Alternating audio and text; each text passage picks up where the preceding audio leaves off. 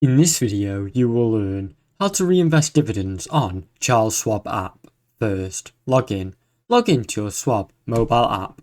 Open the app and enter your login details to access your account securely. Tap the Trade tab at the bottom of your screen. This will take you to the section where you can manage your investments or even place orders. Select Buy to start a new purchase order. Choosing Buy allows you to reinvest dividends by purchasing additional shares. Enter the ticker symbol of a stock or ETF.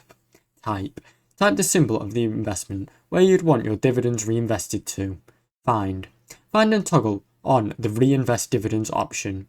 Enabling this setting ensures your dividends will automatically buy more shares. Review the order details and submit the trade.